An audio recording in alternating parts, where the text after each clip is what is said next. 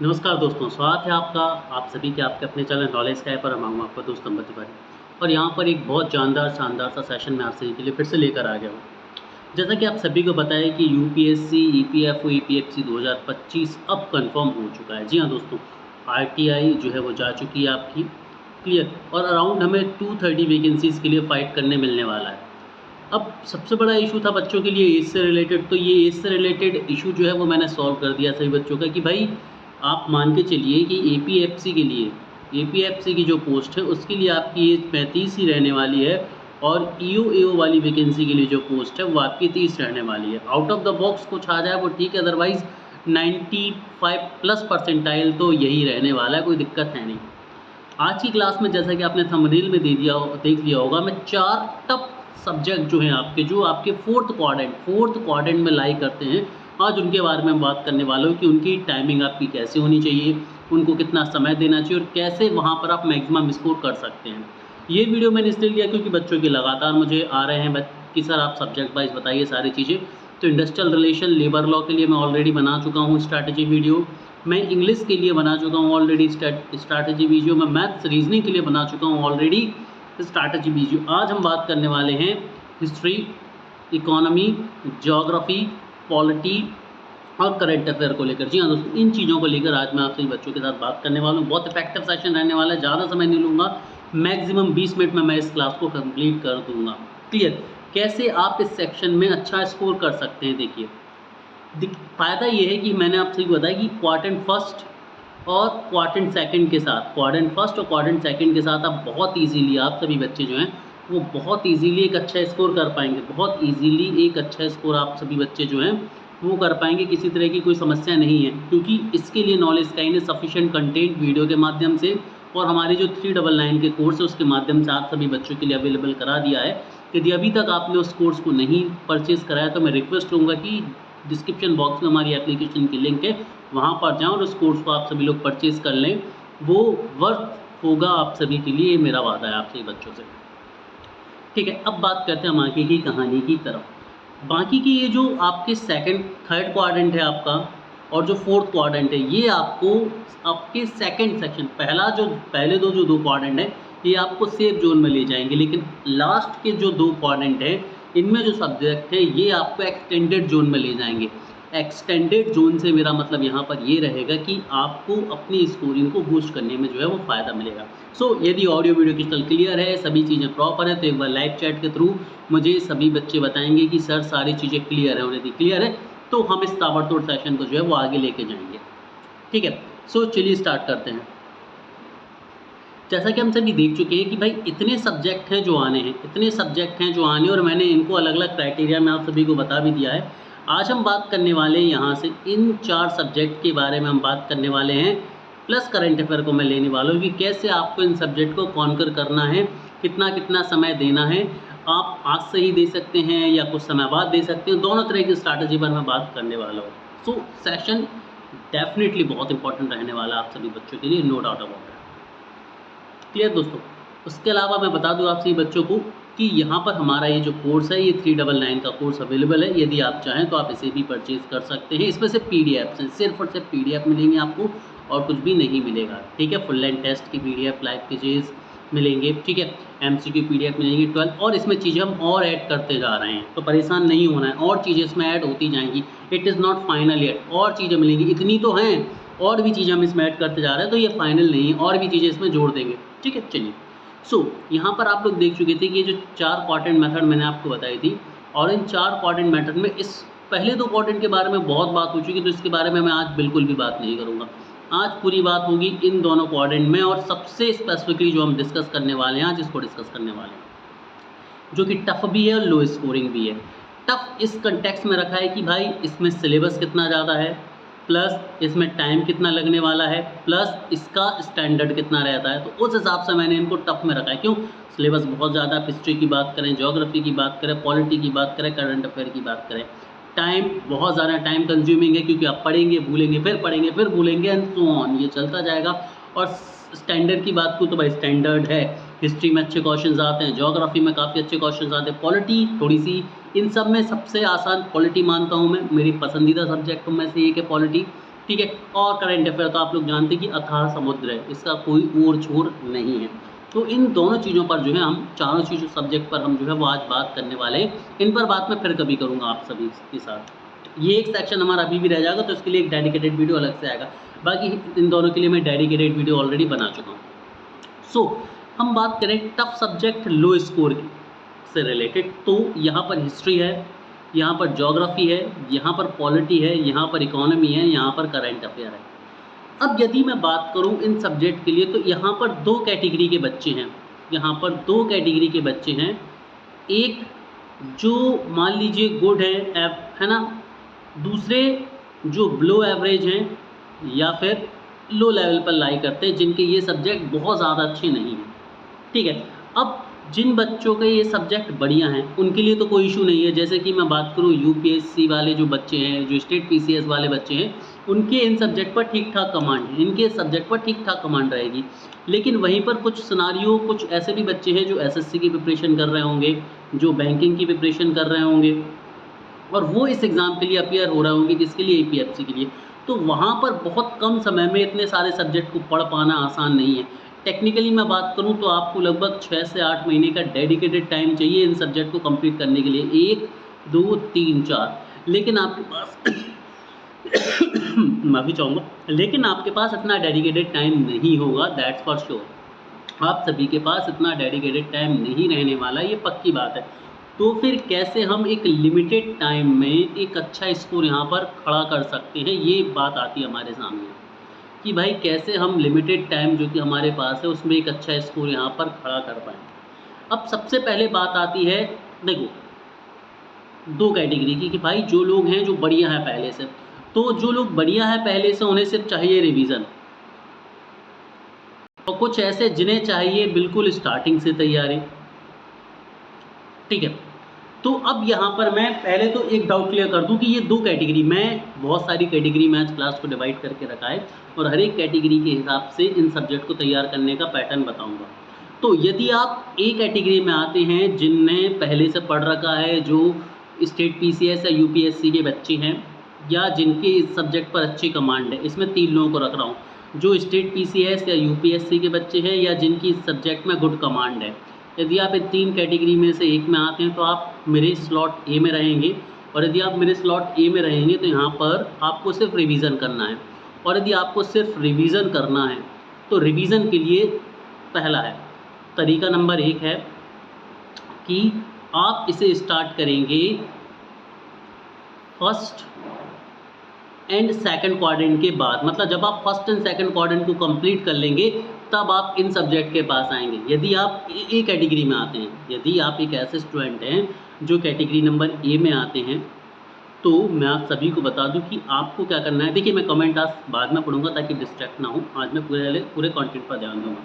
तो A category में यदि आप आते हैं, जो स्टेट पीसीएस, यूपीएससी और जिनकी कमांड अच्छी है इस सब्जेक्ट के ऊपर, उन्हें सिर्फ रिवीजन करना है। तो आपको पहले फर्स्ट और सेकंड क्वाड्रेंट को बहुत शानदार तरीके से कंप्लीट कर लेना है। कब? पूरे अप्रैल के लास्ट तक। और आपको अपनी जर्नी जो रिवीजन की स्टार्ट करनी है, वो कब से रिवीजन स्टार्ट करना है? आपको स्टार्ट करना है 1 मई के साथ। कब से स्टार्ट करना है? आपको 1 मई से अपनी जर्नी जो है वो स्टार्ट करनी है। एक सिनारियो सभी बच्चों के लिए क्लियर हो गया। अब जब आप 1 मई से अपनी जर्नी स्टार्ट करेंगे तो मैं आपको सजेस्ट करूँगा कि आप इसे एमसीक्यू के माध्यम से ही कंप्लीट करें। मतलब आप एमसीक्यूज़ लगाएं, और जिस सिनारियो के, जिस टॉपिक के एमसीक्यू में आपको समस्या आती है, आप अपने आप को बेहतर महसूस नहीं करते हैं, उनकी आपको थोड़ी बहुत थ्योरी पढ़ना है या चीज़ें कंप्लीट कर लेनी है। प्लस आपको 1 लाइनर तो पढ़ने ही पढ़ने हैं, 1 लाइनर आपको पढ़ने ही पढ़नी। हिस्ट्री में तो कंपलसरी है 1 लाइनर। हिस्ट्री में मैं सभी बच्चों से बोलूँगा कि डिटेल्ड थ्योरी पढ़ना अवॉइड करें। डिटेल्ड थ्योरी पढ़ना बिल्कुल भी अवॉइड करना है आपको 1 लाइनर पढ़ना और एमसीक्यू के माध्यम से रिवीजन करना है। जितने ज़्यादा से ज़्यादा हो सके एमसीक्यू अटैम्प्ट करने हैं आपको हिस्ट्री के। जितने ज़्यादा आप एमसीक्यू अटैम्प्ट करेंगे उतने ज़्यादा चांसेस हैं कि आप बहुत जल्दी इस सब्जेक्ट को कवर कर लेंगे, प्लस आप इस इफ़ेक्टिवली कंप्लीट कर पाएंगे। क्यों? क्योंकि आप देखेंगे कि आप थ्योरी कितनी भी पढ़ लें, आप एमसीक्यू में हमेशा गच्चा खा जाएंगे, हमेशा लैक ऑफ नॉलेज फेस करेंगे ही करेंगे। तो यदि आप वो नहीं चाहते तो आई वुड रिक्वेस्ट कि आपको करना चाहिए MCQ प्लस वन लाइनर का तरीका। मैं इन सभी सब्जेक्ट के बारे में बात कर रहा हूँ, स्पेशली हिस्ट्री, ठीक है। पॉलिटी की थ्योरी में आप जा सकते हैं, मैं कैटेगरी ए वालों के लिए बता रहा हूँ, आप पॉलिटी की थ्योरी में जा सकते हैं। यहाँ पर बात करूँ ज्योग्राफी की, यहाँ पर बात करूँ MCQ की, इकोनॉमिक्स की, सिर्फ और सिर्फ MCQ, सिर्फ और सिर्फ MCQ। अभी करंट अफेयर के बारे में बात नहीं कर रहा हूँ, करंट अफेयर के बारे में बात सबसे लास्ट में करूँगा, ठीक है। अभी इन 4 सब्जेक्ट को हम फोकस कर रहे हैं। तो MCQ और MCQ इकोनॉमिक्स और ज्योग्राफी में लेने हैं, पॉलिटी की थ्योरी पढ़नी है प्लस MCQ, और हिस्ट्री के one liner plus MCQ theory, history की बिल्कुल नहीं छूनी है हमें। तो ये पहली कैटेगरी तो हो गई हमारी भाई। पहली कैटेगरी को 1 मई तक ये सब्जेक्ट नहीं छूने हैं। पहले आपको 30 अप्रैल तक आपको सिर्फ और सिर्फ क्वाड्रेंट नंबर फर्स्ट और क्वाड्रेंट नंबर सेकंड के सब्जेक्ट पर कमांड करनी है, जो कि इतने समय में हो सकती है बहुत आराम से, क्योंकि ये टारगेट मैं आपको 25 मार्च को ऑलरेडी दे चुका हूँ, मतलब 1 महीने 5 दिन है आपके पास, बहुत सफिशिएंट समय है, ठीक है, क्वाड्रेंट ए और क्वाड्रेंट बी को कंप्लीट करने के लिए। इससे ज़्यादा समय की जरूरत नहीं है। अब बात कर लेते हैं हमारी कैटेगरी नंबर बी की। कैटेगरी बी में मैं उन बच्चों को रखूँगा those who are not good at these subject, मतलब यदि आप ऐसे स्टूडेंट हैं जो हिस्ट्री में, ज्योग्राफी में, पॉलिटी में या इकोनॉमिक्स में अच्छी कमांड नहीं रखते हैं, तो आप कैटेगरी बी में आते हैं। आपने कभी इन्हें बहुत ज़्यादा अच्छे से नहीं पढ़ा है, आपने इन्हें बहुत ज़्यादा डिटेल में नहीं पढ़ा है, तो आप कैटेगरी बी में आते हैं। आप यदि बैंकिंग के स्टूडेंट हैं, आप यदि SSC एस्पायरेंट हैं, तो आप कैटेगरी बी में आते हैं, ठीक है। तो यदि आपने अच्छे से नहीं पढ़ा है, आप बैंकिंग के स्टूडेंट हैं या आपकी कमांड अच्छी नहीं है, तो आप यहाँ पर बी कैटेगरी में आते हैं। बी कैटेगरी को क्या करना है समझिए। बी कैटेगरी के लिए क्या करना है, देखो बी कैटेगरी को मैं बोलूँगा कि भाई आपको क्वाड्रेंट फर्स्ट प्लस सेकंड में industrial relation, labour laws, social security और अकाउंटिंग को साथ में लेना है। अभी ऑडिट और इंश्योरेंस को छोड़ दो, ठीक है। इसके अलावा इंग्लिश, हिंदी के साथ तो ये काम करना ही था आपको। अब आपको क्या करना है, डेली बेसिस पर आपको एक दिन हिस्ट्री, एक दिन ज्योग्राफी, एक दिन पॉलिटी और एक दिन इकोनॉमिक्स को पढ़ना है, और सिर्फ MCQ प्लस वन लाइनर। और इसको मैं थोड़ा सा रेक्टिफाई कर देता हूँ, आपको क्या करना है, वन लाइनर पढ़ना है ओनली, सिर्फ अभी, मतलब आज से ही यदि आप शुरू करेंगे तो सिर्फ और सिर्फ वन लाइनर पढ़ना है, और एक दिन में सिर्फ 20 वन लाइनर होने चाहिए, ओनली 20, ठीक है। हिस्ट्री, ज्योग्राफी, पॉलिटी, इकोनॉमिक्स, सिर्फ वन लाइनर पढ़ने 20-20, ठीक है। अब आप इसमें क्या कर सकते हैं, इसको आप ऐसे समझ सकते हैं कि आप कॉम्बिनेशन बनाएंगे हिस्ट्री और पॉलिटी का, ज्योग्राफी और इकोनॉमिक्स का। पहले दिन आप पढ़ेंगे 20 + 20, मतलब 20 हिस्ट्री के वन लाइनर, 20 इकोनॉमिक्स के वन लाइनर, 20 हिस्ट्री के वन लाइनर और 20 पॉलिटी के वन लाइनर। दूसरे दिन आप चलेंगे 20 ज्योग्राफी के वन लाइनर प्लस 20 इकोनॉमिक्स के वन लाइनर। अब इससे क्या होगा, इसको सिर्फ आपको रीडिंग तौर पर लेना है, आपको इस दिमाग पे स्ट्रेस नहीं डालना है कि मुझे याद करना है, सिर्फ रीडिंग तौर पर लेना है। तो अब इसमें क्या होगा, 20-20 पढ़ने में हार्डली 10 से 15 मिनट आपको यहाँ पर लगेंगे, और 10 से 15 मिनट हार्डली आपको यहाँ पर लगने वाले हैं। तो लगभग आप 20 मिनट से आधे घंटे के बीच में इनको रीड कर लेंगे। इसको रीड करने से क्या होगा, जब आप 30 अप्रैल को पहुँचेंगे, देखो मैंने 30 अप्रैल क्या दिया है, मैंने 30 अप्रैल कट ऑफ डेट दी है, किस चीज़ के लिए, मैंने 30 अप्रैल कट ऑफ डेट दी है आपको अकाउंट के लिए, इंडस्ट्रियल रिलेशंस के लिए, ऑडिट के लिए और इंश्योरेंस के लिए और गवर्नेंस के लिए, है ना, इसके लिए कट ऑफ डेट दी है मैंने 30 अप्रैल। तो उसके साथ जब आप ये डेली पढ़ते चलेंगे तो इनका एक बेस जो है वो आपका तैयार हो जाएगा। और 1 मई से आपको फोकस इन पर अब 1 मई से आप क्या करेंगे, 1 मई से आप इनको फोकस मोड पर डाल देंगे, मतलब जो फोकस आपका यहाँ सब्जेक्ट पर था, जो टाइम आपका यहाँ सब्जेक्ट पर था, अब वो टाइम और वो फोकस आपका इन सब्जेक्ट पर हो जाएगा 1 मई से। और जो समय आप इन सब्जेक्ट को दे रहे थे, अब वो टाइम आप इन सब्जेक्ट को रिवीजन मोड में देने लगेंगे, मतलब बिल्कुल पलटी कर देनी है, पलट जाना है सिनेरियो को, ठीक है। क्लियर है, किसी को कोई डाउट है तो मुझे बता सकता है, ठीक है, किसी को कोई डाउट है तो वो मुझे बता सकता है, ठीक है। चलो, तो ये सब्जेक्ट वाइज मैंने आपको बताया कि भाई यदि आप बी कैटेगरी में लाई करते हैं तो आपको डेली बेसिस पर ये सब्जेक्ट पढ़ने होंगे, आपके लिए एक एक दिन इंपॉर्टेंस रखेगा। ठीक है, चलो अब बात आती है कि सर हम करंट अफेयर को कैसे टैकल करेंगे, करंट अफेयर को कैसे टैकल करेंगे। तो देखो, यदि मैं करंट अफेयर की बात करूँ आप सभी बच्चों से, तो चूँकि आपका जो पेपर है ये सितंबर और अक्टूबर 2025 में होने वाला है, 2025 में होने वाला है, ये बनी बात है। ठीक है, आपका पेपर ये होने वाला है यहाँ से।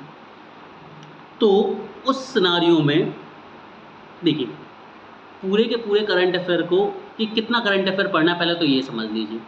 इसमें सबसे पहले जो सबसे ज़्यादा इम्पोर्टेंस रखेगा वो रखेगा 1 जनवरी से लेके एग्ज़ाम जब भी हो रहा है, तो लेट से सितंबर मान लेते हैं, तो सितंबर 25 तक का करंट अफेयर आपको पढ़ना है। मतलब 1 जनवरी 2025, ये 2025 की बात करो मैं, 1 जनवरी 2025 से लेके सितंबर 2025 तक का करंट अफेयर तो बिल्कुल मास्टरी करनी है। मतलब detailed plus deep, detailed plus deep पढ़ना है आपको। ठीक है, डिटेल्ड प्लस डीप पढ़ना है आपको कहाँ से, 1 जनवरी 2025 से लेके 25 सितंबर 2025 तक। ठीक है, अब इसके अलावा प्लस आपको 2024 भी पढ़ना है, 2024 भी आपको पढ़ना है। कब से, फ्रॉम जुलाई, और अब आपको यहाँ पर क्या करना है, जुलाई 24 से दिसंबर 24 तक आपको पढ़ने हैं रफली मतलब वन लाइनर फॉर्म में या एमसीक्यू फॉर्म में। ठीक है, वन लाइनर फॉर्म में, एमसीक्यू फॉर्म में। तो याद रखना है कि एक बार फिर से मैं लिख देता हूँ कि आपको किस तरह से करंट अफेयर तैयार करना है। तो यदि आप करंट अफेयर के सिनारियो को समझे तो करंट अफेयर आपको 2 पार्ट में कंप्लीट करना है। पार्ट ए जो है आपका करंट अफेयर का, ये होगा 1 जनवरी 25 से लेके, यदि पेपर आपका जब भी है, सितंबर अक्टूबर 2025 तक। ठीक है, मतलब पेपर अक्टूबर में तो सितंबर तक, सितंबर में तो अगस्त तक, एंड सो ऑन। ठीक है, अब कई सारे बच्चों का ये होगा कि सर पेपर तो ऑफलाइन मोड में होता है, तो उतने पास तक जाना क्या सही होगा, सेफ्टी ज़रूरी है। ठीक है, तो ये पढ़ना है, इस पीरियड को आपको पढ़ना है थोड़ा सा डिटेल्ड।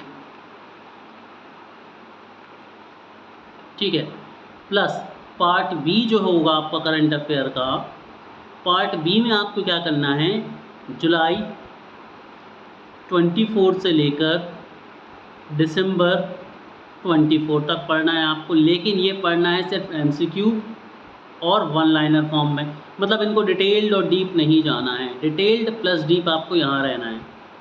डिटेल्ड प्लस डीप आपको पार्ट ए में रहना है, लेकिन करंट अफेयर के पार्ट बी में आप सिर्फ एमसीक्यू पैटर्न में रहेंगे और आप वन लाइनर पैटर्न में रहेंगे। क्लियर है? आई गेस सभी लोगों को ये चीज़ें अच्छे तरीके से समझ आ गई होंगी। तो ये आपके लिए करंट अफेयर का प्लान रहेगा। ठीक है, एपीएफसी के लिए, ईओ के लिए, एओ के लिए।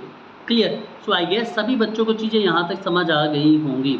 मैंने इन 4 सब्जेक्ट में 2 कैटेगरी में डिवाइड करा दिया आप सभी लोगों को। इन 4 सब्जेक्ट में मैंने आप सभी लोगों को 2 कैटेगरी में डिवाइड करा दिया, हिस्ट्री, ज्योग्राफी, पॉलिटी, इकोनॉमिक्स। ठीक है, हिस्ट्री और पॉलिटी साथ में पढ़नी है, ज्योग्राफी और इकोनॉमिक्स साथ में पढ़ना है। पार्ट बी वालों के लिए वन लाइनर फॉर्म अकेले में पढ़ना है। ठीक है, हिस्ट्री को आप चाहे क्वालिटी ए में आते हो चाहे बी में आते हो, हिस्ट्री को तीनों पार्ट आपको कंप्लीट करने हैं। यानी कि मॉडर्न हिस्ट्री भी पढ़नी है आपको, मेडिवल हिस्ट्री भी पढ़नी है आपको, और एंशिएंट हिस्ट्री भी पढ़नी है आपको। यानी कि आपको आधुनिक भारत भी पढ़ना है, आपको मध्यकालीन भारत भी पढ़ना है, और आपको प्राचीन भारत भी पढ़ना है। ठीक है, किस फॉर्म में पढ़ना है? आपको पढ़ना है एमसीक्यू के फॉर्म में, प्रैक्टिस करना है, प्लस वन लाइनर के फॉर्म में। अब यदि आप वन लाइनर चाहते हैं तो हमारे 399 वाले कोर्स में भी अवेलेबल है। साथ में हमारे इसकी एक सेपरेट हिस्ट्री की मैंने एक सेपरेट पीडीएफ भी बना के रखी है, वो शायद 19 या फिर 29 रुपये की है, तो उसे आप देख सकते हैं, एप्लीकेशन पर वो अवेलेबल है ना। काफ़ी हेल्पफुल रहेगी, बायलिंगुअल मैंने उसको रखा है, चाहे हिंदी मीडियम हो चाहे इंग्लिश मीडियम हो, आप एक्सेस करके देख सकते हैं। ठीक है, ज्योग्राफी के लिए सिर्फ और सिर्फ एमसीक्यू लगाने और कुछ भी नहीं करना है। मैं फिर से एक बार बोल देता हूँ, ज्योग्राफी में और इकोनॉमिक्स में सिर्फ एमसीक्यू लगाने हैं और कुछ नहीं करना है उनको जिनका रिवीजन है ठीक ठाक, ठीक है। अदरवाइज़ जो पहली बार पढ़ रहे हैं वो वन लाइनर ज़रूर टच करेंगे। जिनको थोड़ा बहुत नॉलेज है वो सिर्फ एमसीक्यू लगाएंगे, जिनको ज़्यादा नॉलेज नहीं है, बहुत लो कॉन्फिडेंस है, आप एमसीक्यू के साथ साथ वन लाइनर को भी फोकस रहेंगे, ठीक है। करंट अफेयर के लिए मैंने बहुत डिटेल्ड स्ट्रैटेजी दे दी है आपके लिए, ठीक है। और पॉलिटी, अब पॉलिटी के लिए मैं बोलना चाहूँगा कि यार यदि आप लोग चाहें तो पॉलिटी में सबसे पहले तो सारे के सारे आर्टिकल ऑल, ठीक है, सारे के सारे आर्टिकल चाहिए आपको, याद होने चाहिए। क्योंकि देखो एक क्वेश्चन 110% आएगा डायरेक्ट आर्टिकल पर, एक क्वेश्चन 110% आएगा आपके आर्टिकल पर, मिनिमम एक क्वेश्चन तो आएगा ही आएगा, इसमें कोई डाउट नहीं है। 2 से 3 भी आ सकते हैं आपकी किस्मत अच्छी रही तो, लेकिन एक क्वेश्चन तो कंफर्म है, ठीक है। तो आर्टिकल आपको बहुत अच्छे तरीके से पढ़े। और मैं फुद्दू से क्वेश्चन की बात करूँ कि ये आर्टिकल किस बेस पर था, वो आर्टिकल किस बेस पर था, ठीक है। सिंपल सी हेडिंग अकेले पर भी आपका क्वेश्चन जो है वो आ सकता है। सो दोस्तों इस एक नोट के साथ मैं आज की क्लास ख़त्म करता हूँ। यदि आपको कोई भी डाउट है तो आप मुझसे कमेंट सेक्शन में पूछ सकते हैं। आज मैं जो भी कमेंट्स है बच्चों के वो नोटिफिकेशन से रिलेटेड है, तो नोटिफिकेशन की मैं डेट दे चुका हूँ कि 15 मई तक आपको नोटिफिकेशन देखने मिल जाएगा। Have a great day everyone.